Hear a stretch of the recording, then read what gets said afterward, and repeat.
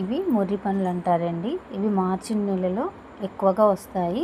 ఇవి వచ్చినప్పుడు నేనేం చేస్తామంటే, మా నానమ్మలు, అమ్మమ్మలు అప్పుడు చాలా తీసుకొని కిలోల కొద్దీ పగలగొట్టేవారండి. వీటిని చేసేవాళ్ళు, పప్పు చేసేవాళ్ళు.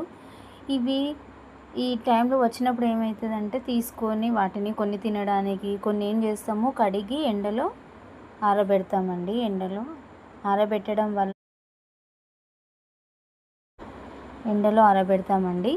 వీటిని దంచితే పప్పు వస్తుంది. వీటిని ప్రతి ఇంట్లో పాటలో ఉంది చూడండి, సత్యనారాయణ స్వామి ప్రతి ఇంట్లో సత్యనారాయణ వ్రతం చేస్తారండి.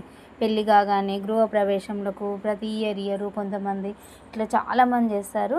ఆ సత్యనారాయణ స్వామి వ్రతానికి చేసే సిరా ప్రసాదంలో ఖచ్చితంగా వేస్తారండి. వీటిని సిరంజని, సారపలుకులని ఇలా అంటారండి.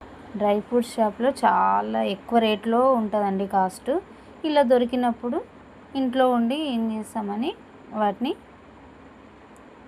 చేసి పెట్టుకుంటాం అట్లా కదండి.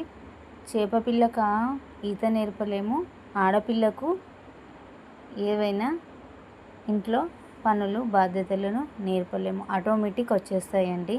కానీ అది గుర్తించాలి. ఇలా తీసుకొని బాగుంటుంది, పుల్ల పుల్లగా తీయగా బాగుంటాయి.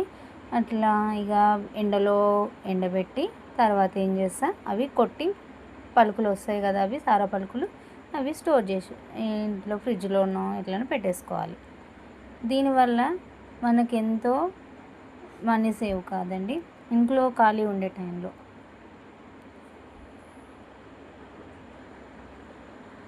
అవి 100 రూపీస్, మినిమం 100 రూపీస్, 150 రూపీస్ అవుతాయండి. ఇప్పుడు నేను చేసినవి నేను 20 రూపీస్లో తీసుకున్నాను.